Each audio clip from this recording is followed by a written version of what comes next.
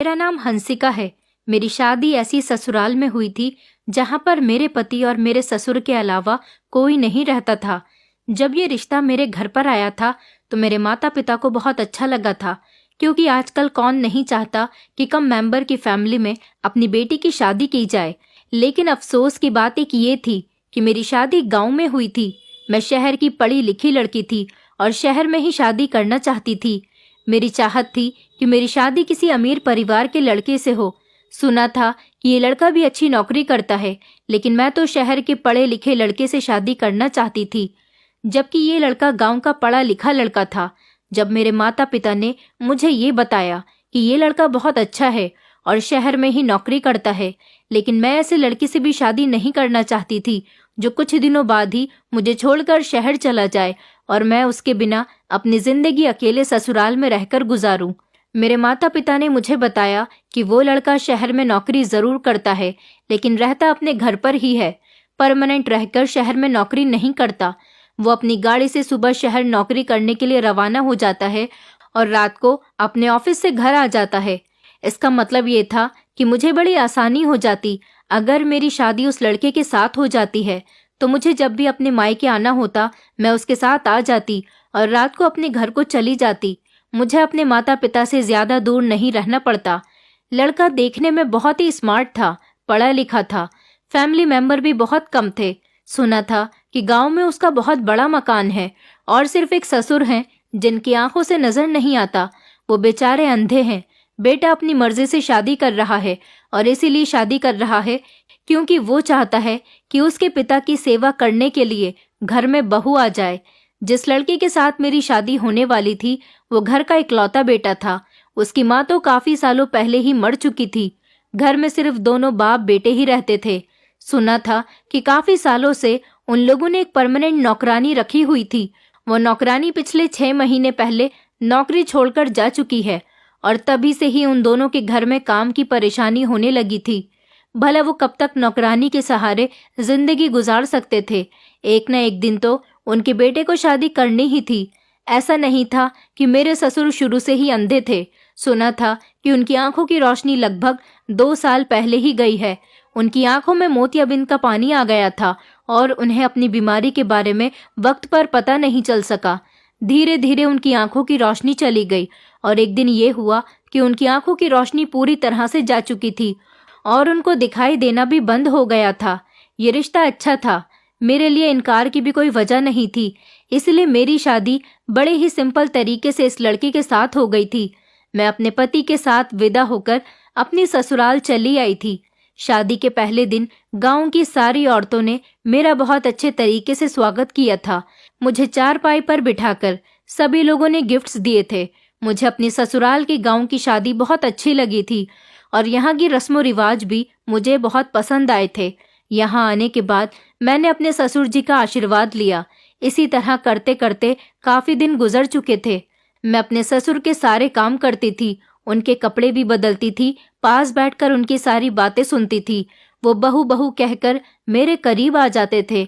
मेरे ससुर बहुत अच्छे आदमी थे, उनकी आदत भी बहुत अच्छी थी।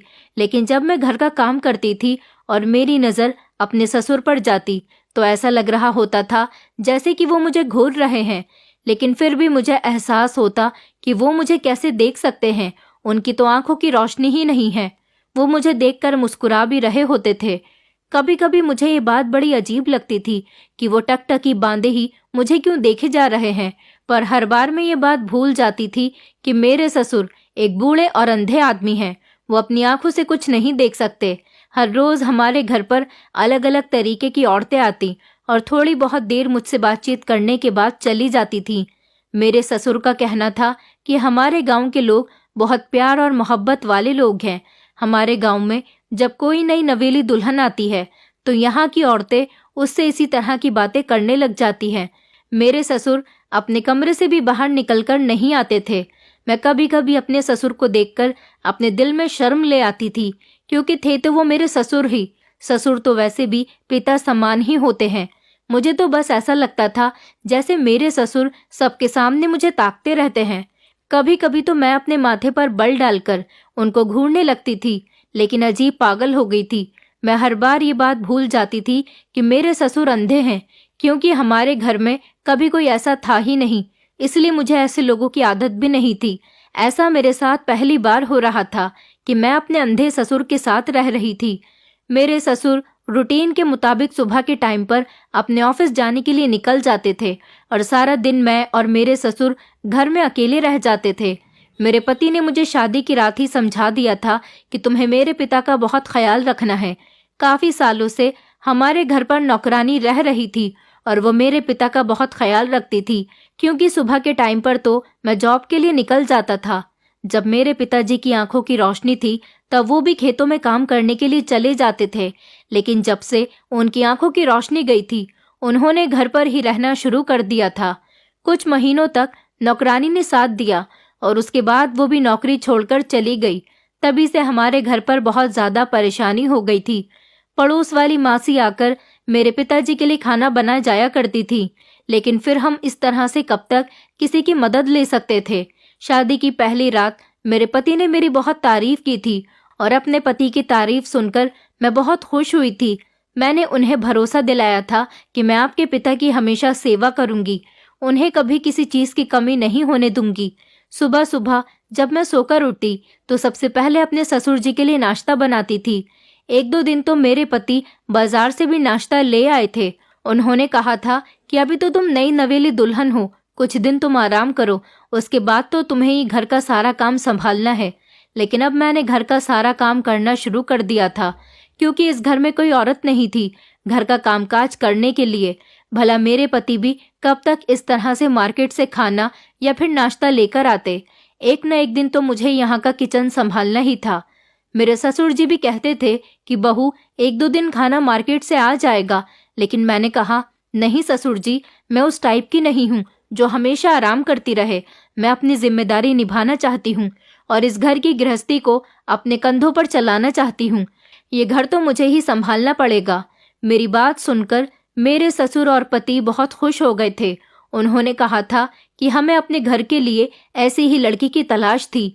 मेरे पति कहने लगे कि तुम बहुत खूबसूरत हो। तुम खूबसूरत ही नहीं बल्कि खूबसूरत होने के साथ साथ बहुत समझदार भी हो।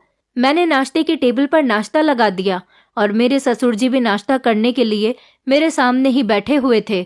मैं उनके सामने बैठ गई। फिर मैंने उन्हें अपने हाथों से नाश्ता निकाल कर दिया। मेरे पति ने अपने पिता को अपने हाथ से नाश्ता करा दिया था।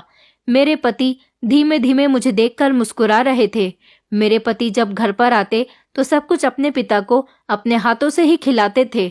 उन्होंने मुझसे अपने पिताजी को नाश्ता कराते हुए टाइम पर कहा था कि अब अगली बार से मेरे पीछे मेरी ये जिम्मेदारी तुम निभाओगी। मैंने अपने पति से खुश होते हुए कहा, जी जी क्यों नहीं, मैं घर की सारी जिम्मेदारी खुद संभाल लूंगी। मुझे ऐसा लग रहा था जैसे मेरे ससुर अब भी मेरे सामने बैठकर मुझे घूर रहे थे। मेरे ससुर जी का नाश्ता कंप्लीट हो गया तो मेरे पति उनके पास की रखी हुई चेयर से उठकर मेरे बराबर में पड़ी हुई चेयर पर बैठ गए थे और मेरे चेहरे को देखकर उसे सहला रहे थे। मुझे डर था कि कहीं मेरे ससुर हमें देख न ले, लेकिन मेरे पति ने मुझे इशारे से कहा कि वो हमें कैसे देख सकते हैं, उनकी आंखों की रोशनी नहीं है। मेरे पति मुझसे बहुत प्यार करते थे। अपने पति के जाने के बाद जब मैं घर का काम करती थी तो अपने गले में दुपट्टा भी नहीं डालती थी। यही सोचती थी कि घर में कोई नहीं है, ससुर जी ही तो हैं और उन्हें भी दिखाई नहीं देता। इसलिए मैं घर में रहते हुए किसी भी हुलिये में काम करती रहती थी और अपने ससुर जी के सामने भी किसी भी हालत में चली जाती थी। मेरे ससुर इतने अच्छे थे और बहुत ही अच्छी आदत के थे। कभी कभी मुझे बहुत अफसोस होता है कि इतने अच्छे इंसान की आंखों की रोशनी कैसे जा सकती है। वो बेचारे अपने इकलौते बेटे की शादी और उसकी पत्नी को भी नहीं देख सके। मेरे ससुर के चेहरे पर हमेशा मुस्कुराहट रहती थी। एक बार मेरे पति ने मुझे बताया था कि मेरे पिताजी बहुत ईमानदार इंसान हैं। गांव में कोई भी उन्हें बुरा भला नहीं कहता। वो हमेशा लोगों का फायदा करते आए हैं। सब लोग मेरे पिताजी की बहुत इज्जत करते हैं। मैंने अपने पति से कहा था कि क्या आपने अपने पिताजी का इलाज नहीं करवाया। मेरे पति कहने लगे, उन दिनों शहर में मेरी बहुत इम्पोर्टेंट मीटिंग थी, इसलिए मैं कुछ हफ्तों के लिए वहां पर रुका हुआ था और पिताजी नहीं चाहते थे कि वो मुझे अपनी परेशानी बताकर परेशान कर दें। उन्होंने मुझे अपनी परेशानी के बारे में कुछ भी नहीं बताया और इसी तरह से धीरे धीरे उनकी आंखों की रोशनी चली गई। जब मैं बहुत दिनों के बाद घर वापस आया तब मुझे ये बात पता चली थी। अगर वो मुझे वक्त पर बता देते तो मैं उन्हें अपने साथ शहर ले जाकर उनका इलाज करवा देता और शायद वो ठीक भी हो जाते। लेकिन उन्होंने तो अपना इलाज न करवाने की जिद बांध ली थी। उन्होंने तो मुझे वक्त निकलने के बाद बताया था। मैंने बाद में भी पिताजी से बहुत कहा था कि मैं आपको डॉक्टर के पास ले चलता हूँ, आपकी आंखों की रोशनी हो सकता है वापस आ जाए। लेकिन पिताजी हर बार मना कर दिया करते थे। कहते थे कि बेटा, मेरी उम्र हो गई है, मैंने तो अपनी जिंदगी में काफी कुछ देख लिया, अब तुम्हारी जिंदगी जीने का समय है, तुम शादी करो, अपनी जिंदगी जियो। मेरा क्या है, एक दिन इस दुनिया को छोड़कर चला जाऊंगा, बूढ़ा हो चुका हूँ। धीरे धीरे शरीर के अंदर बीमारियां पैदा होती रहेंगी और एक दिन मेरे साथ साथ सब कुछ खत्म हो जाएगा। तुम फिक्र मत करो, मैं देख नहीं सकता, सुन तो सकता हूँ ना, तुम सबको महसूस कर सकता हूँ। मैं तो बस तुम्हें खुश देखना चाहता हूँ और अपने जीते जी चाहता हूँ कि तुम्हारा घर बस जाए। बस यही कहकर पिताजी बात खत्म कर देते थे और वो अभी तक एक बार भी मेरे साथ डॉक्टर के पास नहीं गए। मैंने कहा, आप जबरदस्ती पिताजी को डॉक्टर के पास ले जाते।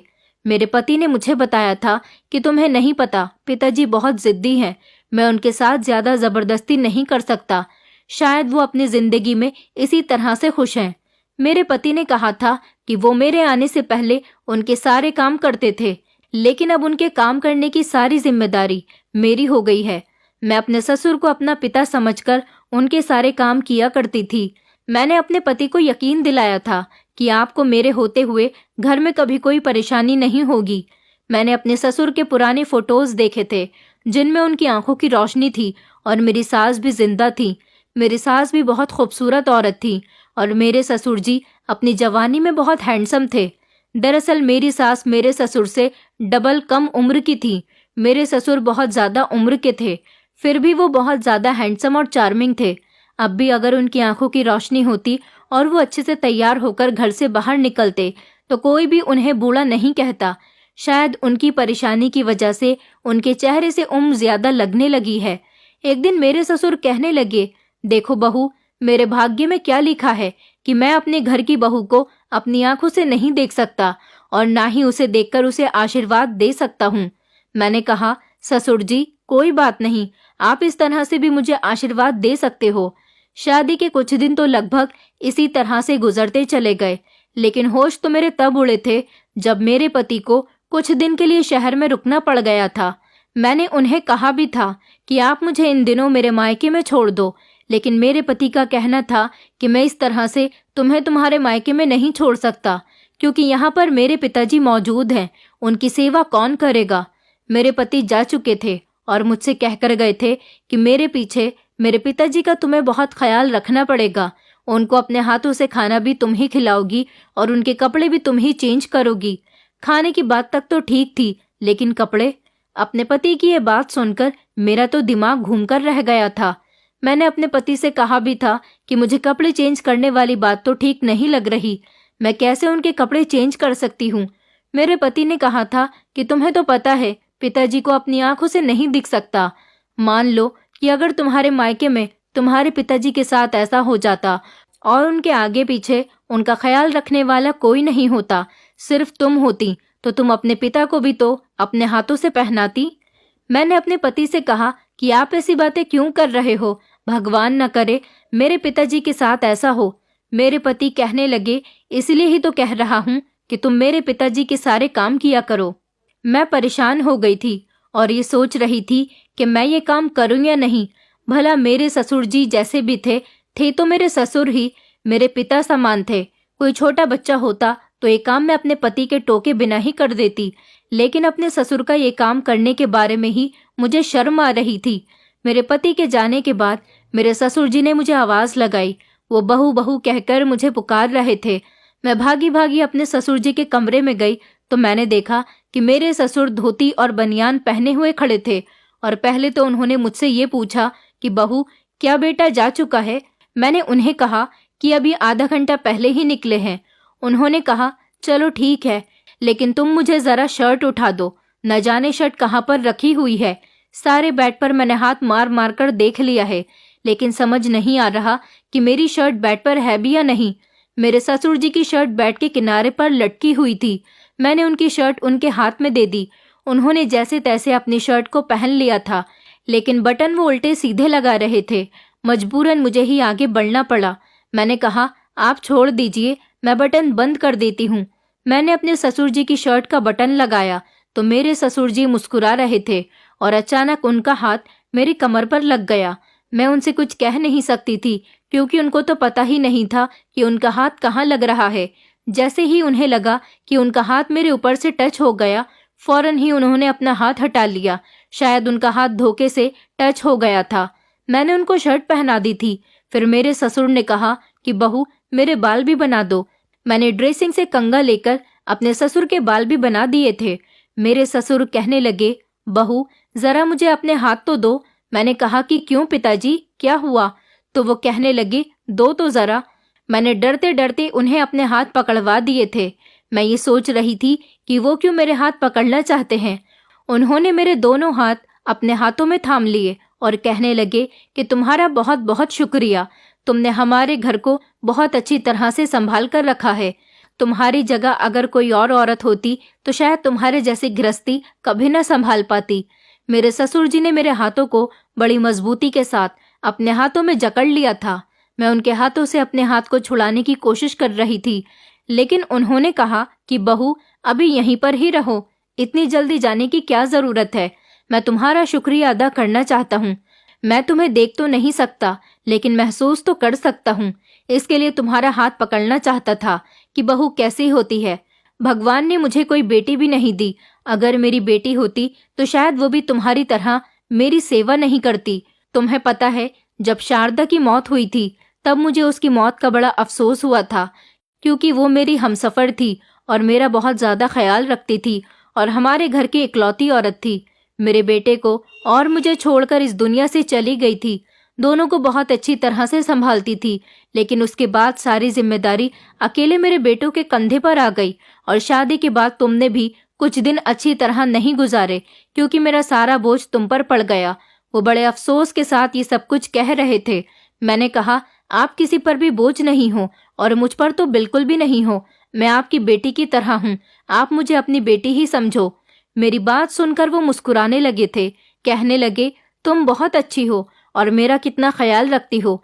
लेकिन अभी भी उन्होंने मेरा हाथ बड़ी मजबूती के साथ पकड़ा हुआ था। मैंने उनसे कहा, पिताजी, मेरा हाथ छोड़ दीजिए, मुझे किचन में जाकर खाना बनाना है। मेरे ससुर ने मेरा हाथ छोड़ दिया और मैं फौरन ही किचन में चली आई थी। जैसे जैसे वक्त गुजरता गया, मेरे ससुर की हरकतें कुछ अजीब सी होने लगी थी। मेरे पति लगभग 1 या 2 महीने के लिए गए हुए थे।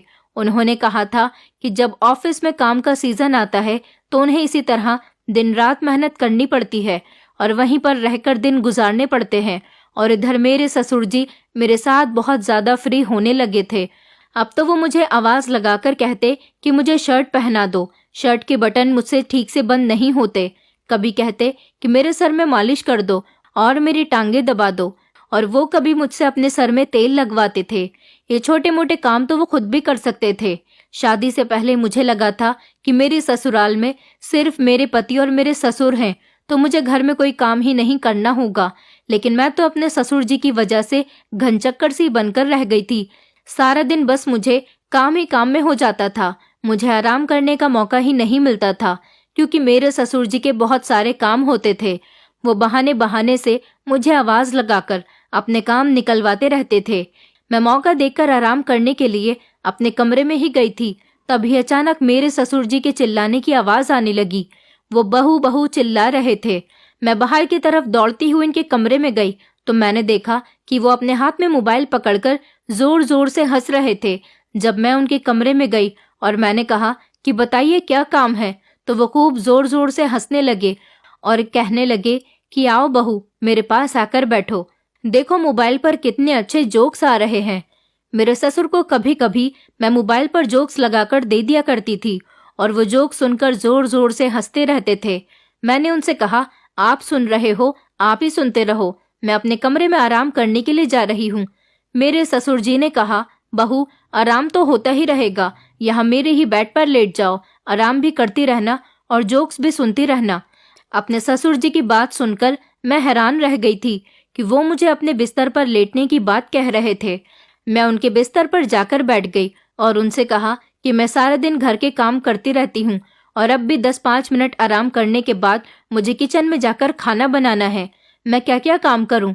सारे काम छोड़कर क्या मैं आपके साथ यहाँ बैठकर जोक सुनूं? मैंने ये बात बड़े कड़क शब्दों में कही थी ताकि मेरे ससुर को एहसास हो जाए कि मुझ पर कितनी जिम्मेदारियां हैं। वो मेरी बात सुनकर हंसने लगे और कहने लगे, मेरे पास बैठो और मेरे साथ जोक सुनोगी तो तुम्हारी तबीयत भी ठीक हो जाएगी और तुम एक्टिव भी रहा करोगी। काम का क्या है, काम छोड़ दो, काम तो सारी जिंदगी के ही है, काम तो कभी खत्म होते ही नहीं। मैं अपने ससुर जी के बिस्तर पर जाकर बैठ गई। मैंने कहा कि अच्छा चलो ठीक है, आप मुझे बताइए कि अगर आपको भूख लगेगी तो आप क्या खाओगे? वो हंसकर कहने लगे, तुम मेरे करीब बैठ जाना, मेरे लिए यही बहुत है। मैं उठकर खड़ी हो गई। मैंने कहा, खबरदार जो अब आपने मुझे आवाज लगाकर बेवकूफ बनाने की कोशिश की। मेरे ससुर जी अभी भी हंस रहे थे। मैं फौरन अपने कमरे में चली गई और जाकर लेट गई। मैं काम करते करते बहुत थक जाती थी, इसलिए मेरा बिहेवियर बहुत ज्यादा चिड़चिड़ा सा होने लगा था।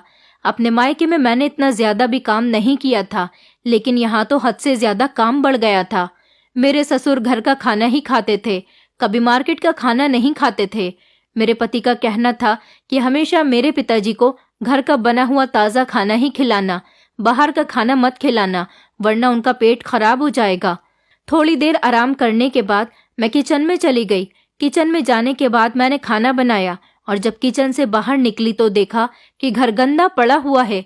फिर मैंने सफाई की और फिर सोचा कि शाम का टाइम है, एक बार फिर से ससुर जी के कमरे की सफाई कर देती हूँ। गर्मी बहुत ज्यादा हो रही थी, इसलिए मैंने दुपट्टा नहीं पहना हुआ था और मैं वैसे भी ज्यादातर घर में दुपट्टा नहीं पहनती थी। मेरे ससुर जी अपने कमरे में ही चेयर पर बैठे हुए थे। उनके कमरे की झाड़ू लगा रही थी। वो बहुत खामोश बैठे हुए थे और मैं अपने काम में बिजी थी। अगले ही पल जैसे ही मैं पलटी, ये देखकर मैं हैरान रह गई थी कि मेरे ससुर मेरे पीछे ही खड़े थे। मैं उन्हें देखकर घबरा गई थी। मैंने कहा कि आपको किसी चीज की जरूरत है क्या? उन्होंने कहा, नहीं बहू, मुझे किसी चीज की जरूरत नहीं है, बस मैं ये महसूस कर रहा था कि कमरे के अंदर तुम ही हो या कोई और है। मैंने कहा, आप ये कैसी बातें कर रहे हैं? भला इस घर में मेरे और आपके अलावा कोई भी नहीं रहता। उन्होंने कहा, चलो कोई बात नहीं। ये कहकर वो अपने बिस्तर पर बैठ गए थे और उनकी आंखों को देखकर मुझे बहुत डर लग रहा था। उनकी आंखें देखकर ऐसा लग रहा था जैसे उनकी नजर मुझ पर ही है। मुझे शर्म भी आ रही थी क्योंकि मैंने दुपट्टा नहीं पहना हुआ था। मैं अपने ससुर का अपने हाथों से ही खाना बनाती थी। रात के टाइम पर मैं उनको खाना खिलाने के लिए उनके कमरे में चली गई और उन्हें अपने हाथ से खाना खिला रही थी। मैंने महसूस किया कि मेरे ससुर मेरे हाथ से खाना खाते हुए बहुत ज्यादा खुश होते थे और किसी न किसी बात पर वो मेरा हाथ भी मजबूती से पकड़ लेते थे और बस मेरी तारीफ ही करते रहते थे। कहते थे कि तुम्हारे हाथ का बना हुआ खाना बहुत टेस्टी होता है। मुझे लगता है कि तुम भी इतनी ही ज्यादा खूबसूरत होगी। अब धीरे धीरे मुझे अपने ससुर की हरकतें बहुत अजीब लगने लगी थी। मुझे अपने ससुर से अब उलझन से होने लगी थी क्योंकि वो किसी न किसी बहाने से मेरे शरीर पर कहीं भी हाथ मार देते थे और मुझे टच करने की कोशिश में लगे रहते थे। मैं समझना चाह रही थी कि वो क्या करना चाहते हैं। मैं अपने ससुर की तरफ से अब बहुत ज्यादा परेशान रहने लगी थी। अपने पति को अगर उनकी हरकतों के बारे में बताती भी तो किस तरह से बताती, क्योंकि मुझे यकीन था कि वो देख नहीं सकते, इसलिए मेरे पति मेरी किसी भी बात पर यकीन नहीं करेंगे। मैं यही सब सोच रही थी और रात के 8 बजे तक अपने कमरे में सो गई थी। मेरे कमरे का दरवाजा खुला ही रहता था। मैं बहुत गहरी नींद में सो रही थी, पर अचानक घबराकर मेरी आंख खुल गई क्योंकि मुझे महसूस हुआ जैसे कोई मेरे पैरों पर गुदगुदी कर रहा है। जैसे ही मैंने अपने पैरों की तरफ देखा तो ये देखकर मेरे पैरों तले से जमीन निकल गई थी कि ये कोई और नहीं बल्कि मेरे ससुर ही हैं। मैंने जल्दी से अपने गले में दुपट्टा डाल लिया और अपने ससुर से कहा कि बताइए, आपको कोई काम है क्या?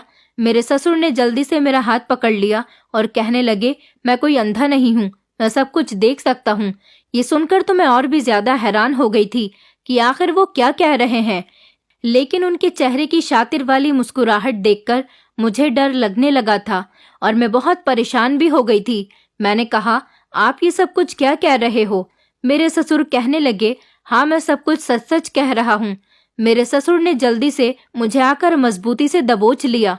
मैं खुद को छुड़ाने की बहुत कोशिश कर रही थी, लेकिन वो मेरी कोई बात नहीं सुन रहे थे। मैं चिल्लाने की भी कोशिश कर रही थी। उन्होंने मेरे मुंह पर हाथ रख लिया और फिर उसके बाद वो हुआ जो मेरे साथ नहीं होना चाहिए था। मुझे अपने ससुर से ऐसी उम्मीद नहीं थी। उन्होंने झूठ बोला था कि वो अंधे हैं और इस बात का फायदा उन्होंने मुझ पर उठाया था। उन्होंने मेरी इज्जत को तार तार कर दिया था। मैंने उनसे कहा कि आपने मेरे साथ अच्छा नहीं किया। मैं आपकी सारी सच्चाई अपने पति के सामने खोलकर ही रहूंगी। मेरे ससुर कहने लगे, किस तरह खोलोगी? मेरा बेटा कभी तुम्हारी बात पर यकीन नहीं करेगा, क्योंकि उसे पता है कि मैं अंधा हूँ। वो तुम्हारी किसी बात पर यकीन नहीं करेगा, बल्कि तुम्हें ही इस घर से धक्के मारकर निकाल देगा अगर तुमने उसके पिता पर कभी भी इस तरह का आरोप लगाने की कोशिश की। मैं अपने ससुर की बात सुनकर बहुत ज्यादा डर गई थी कि ये बिल्कुल सही कह रहे हैं। मेरा पति कभी भी मेरी बात पर भरोसा नहीं करेगा, लेकिन मेरे ससुर ने जो मेरे साथ किया था वो मेरे लिए बहुत ही खतरनाक साबित हुआ था। मैं बिल्कुल लाचार हो गई थी और जमीन पर बैठकर जोर जोर से रो रही थी। मेरे ससुर कहने लगे, मेरी नजर तुम पर पहले दिन से ही है, क्योंकि तुम बहुत ज्यादा खूबसूरत हो। मैंने उनसे कहा, आपने मेरे साथ ये सब कुछ क्यों किया? उन्होंने बताया कि मैं बहुत मेहनत मजदूरी करके अपने बेटे को पाल रहा था, लेकिन जब से वो शहर गया था उसने मुझ पर ध्यान देना ही बंद कर दिया था। फिर मैंने प्लान बनाया कि अपने बेटे का ध्यान अपनी तरफ करने के लिए मुझे अंधा बनना पड़ेगा, इसलिए मैंने अपने बेटे से झूठ बोल दिया। इस झूठ का असर ये हुआ कि मेरे बेटे का पूरा ध्यान मुझ पर ही रहने लगा। फिर उसने शादी की और वो तुम्हें घर पर लेकर आ गया। तुम्हें तो देखते ही मेरी नियत तुम पर खराब हो गई थी और मेरा बेटा यही समझता रहा कि मैं अंधा हूँ, और तुमने भी इस बात पर यकीन कर लिया कि तुम्हारा ससुर अंधा है। मुझे तो ये बात पता है कि मेरा बेटा हर तीसरे चौथे महीने में 1 या 2 महीने के लिए अपने ऑफिस में ही रुक जाता है। मैं इस बात का मौका ढूंढ रहा था कि कब वो जाएगा और कब मैं तुम्हारा फायदा उठाऊंगा। मैं बड़ी लाचार और बेबस होकर ये सब कुछ सुनकर बहुत रो रही थी, लेकिन शायद मेरी किस्मत बहुत अच्छी थी। जब मेरे ससुर ने मुझे अपनी कहानी बतानी शुरू की थी, तभी मेरे पति दरवाजे पर खड़े होकर उनकी सारी बातें सुन रहे थे। भगवान ने मेरा बहुत बहुत साथ दिया था। मुझे अपने पति को कुछ भी बताने की जरूरत नहीं पड़ी। उन्होंने खुद ही अपने कानों से अपने पिताजी की सारी बातें सुन ली थी। दरअसल 26 नवंबर को मेरा बर्थडे होता है। मेरे पति को ये बात पता थी कि मेरा बर्थडे आने वाला है, इसलिए मेरे पति मुझे सरप्राइज देना चाहते थे। वो 25 तारीख की रात को ही शहर से घर आने के लिए निकल गए थे, क्योंकि वो मुझे सरप्राइज देना चाहते थे। और जब वो घर पर आए तो उन्होंने दरवाजा खुला हुआ देखा। उन्होंने अपने पिता की सारी बातें सुन ली थी। ये सब देखकर मेरे पति ने उन्हें बहुत मारा था और उनसे सारे रिश्ते नाते खत्म करके वो मुझे अपने साथ शहर ले गए थे। मेरे पति ने मुझसे अपने पिताजी की तरफ से बहुत माफिया मांगी थी। अब मैं अपने पति के साथ शहर में ही रहती हूँ। मेरे पति ने अपने पिताजी से सारे संबंध खत्म कर दिए। दोस्तों, उम्मीद करती हूँ आपको हमारी कहानी पसंद आई होगी। कहानी पसंद आई है तो वीडियो को लाइक करें, चैनल पर नए हैं तो चैनल को सब्सक्राइब करें और हाँ, नोटिफिकेशन बेल को